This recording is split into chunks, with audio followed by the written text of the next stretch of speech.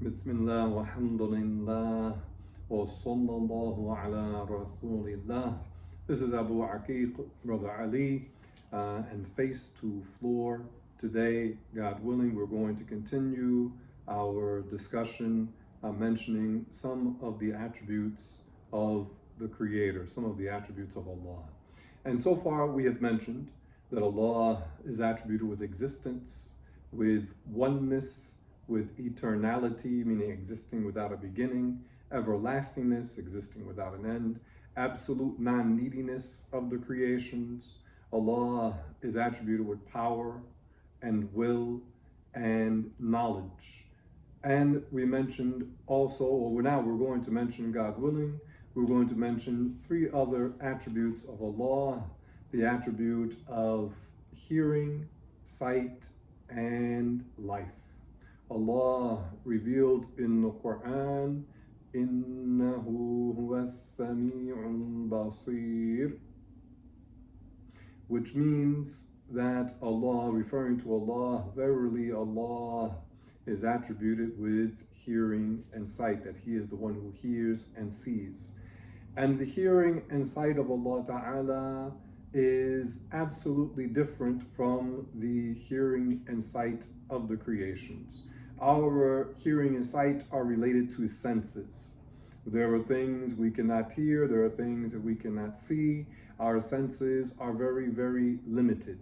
The hearing and sight of Allah Ta'ala, they are not like ours. Allah hears every audible thing, and Allah sees everything that is possibly visible. So the hearing and sight of Allah Ta'ala is not related to organs. Our hearing is related to our ears, our seeing is related to our eyes by the norm of things. Allah Ta'ala is clear of having organs. Allah Ta'ala is clear of having various body parts. One of the great scholars of Islam, he wrote a treatise on the Sunni belief, and in it he said, "Ta'ala anil hududi wal ghayati wal arkani wal a'da'i wal adawat la tahwihin jihatu sittu kasairil mubtada'at." In which this is Abu Ja'far al-Tahawi, he said that Allah is supremely clear of all boundaries, extremities, sides, organs, and appendages, and none of the six directions contain Allah, as is the case with all the originated beings.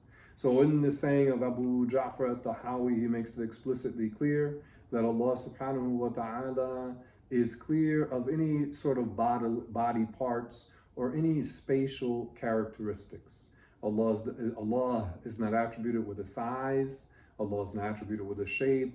Allah is not attributed with a form. Therefore, we know that the hearing of Allah would not be related to ears or any other organs or instruments, that the seeing of Allah would not be related to eyes or any other organs or instruments. With that said, be warned of some people, they misinterpret verses from the Quran and sayings of the Prophet sallallahu alaihi wasallam, and they take certain terms in Arabic, and then when they render them into English, they claim, because of their poor understanding, they claim that Allah has various body parts, although they might cringe a little bit by the term body parts. But these people, indeed, they believe that Allah Ta'ala has a shape, has a form. They believe that Allah Ta'ala is situated in a place. The Muslim belief is that Allah, the Creator, exists. The Creator has always existed. The Creator existed before space and time. And the Creator exists as the Creator always has and will exist, without being attributed with space or time. Allah mawjudun bila makan, which means Allah exists without being in a place. This is the Muslim belief. So clearly something that has organs, something that would have, for example, feet or fingers or eyes or a face, such a being would necessarily be in a location. Allah is the creator of locations, and Allah is not in outside of a location or adjacent next to a location. Rather, space, spatiality, size, limits, and the like are inapplicable to Allah. So with that said, Allah Ta'ala is attributed with hearing and sight. Allah hears all the possibly audible things and sees all the possibly visible things without Allah's attributes being related to body parts or sense organs or the like. Now, the other attribute we will mention is the attribute of life. Allah Ta'ala is attributed with al-haya. And as is revealed in the Quran, Allah Ta'ala revealed, Allahu la ilaha illa huwal hayyul qayyum, which means Allah, there is no God other than Him. The alive, al-hayy, and al-qayyum, al-qayyum, it means the everlasting one who is not dependent upon anything. And we mentioned earlier when we talked about the attribute, al-qiyamu bin nafs, we said that Allah is not in need of any of the creations. As we just mentioned it, Allah Ta'ala is clear of being in a location, because the body is something that exists in a location. The body requires the space that it occupies. Allah is not a body. Allah is the creator of space. Allah's existence is not contingent, is not dependent upon space or distance or direction. Again, Allah exists without being in a place. So regarding the attribute of life, al-hayah, Allah Ta'ala is attributed with life, but it's not like the lives of the creations. For the creations, like myself, like the human beings, we are made of the physical body, the tangible body, which is essentially soil and water. That's what we are physically. Allah Ta'ala is clear of being something composed of some sort of materials. So Allah Ta'ala is not composed of soil or carbon or of water or oxygen or hydrogen or any other particles or elements. Allah Ta'ala is not a material being. So Allah Ta'ala, His life is not physical like our lives are. And Allah is not a spiritual being. The spirit, the term in Arabic, the ruh, is a subtle body, meaning it's not a dense, heavy, solid body or a liquid body or a gaseous, a gas body, but rather it is a body. It is a, for lack of a better term, a spiritual body. That's what it is. It is a spiritual body. The ruh is not Allah, and it is not part of Allah. The soul, Allah Ta'ala, is not a soul or a spirit, and the spirit is not part of Allah. We do not know the reality of the soul, but it is a creation.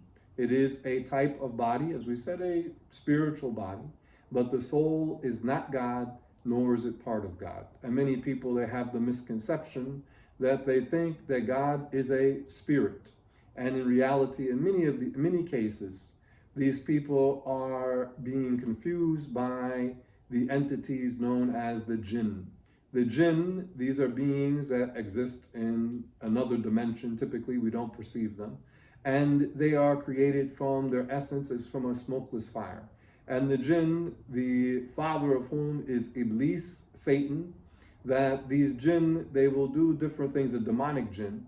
These demonic jinn, they will do different things to try to misguide people, to steer them away from Islam, or for the Muslim, the one who's already on Islam, to try to make him fall into sin and even into blasphemy. And sometimes these jinn will possess people. And because these people, they don't know the truth about God, they think that this being that possessed them, or the jinn might make a sensation occur in the person's body. They think that this is the quote unquote spirit of God that has entered them. And because they believe that God is a spirit that goes into certain bodies and departs from other bodies.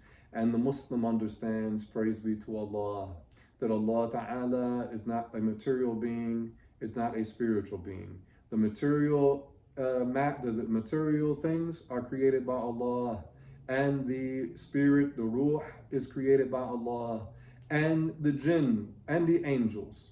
These are all beings that were created by Allah Tabaraka wa Ta'ala. None of us have a part of Allah in us, and we are not part of Allah.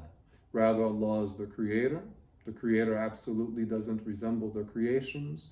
No creation has a part of God in them, nor is any creation a part of God. Rather, Allah Ta'ala is the creator who is not composed of anything, who has no dimensions, no size, no shape, no parts, no form. This is the Muslim belief. So in summary, the Muslims, we affirm that Allah Ta'ala is attributed with hearing and sight. The hearing and sight of Allah is without body parts, without limbs, without organs. And also we mentioned that Allah Ta'ala is attributed with life, and the life of Allah Ta'ala is not that of a material being, flesh and blood or stone or things of that nature. And Allah Ta'ala is not a spiritual being, but rather Allah has created all the material beings and all that which is spiritual. Walhamdulillah wa sallallahu ala rasulillah.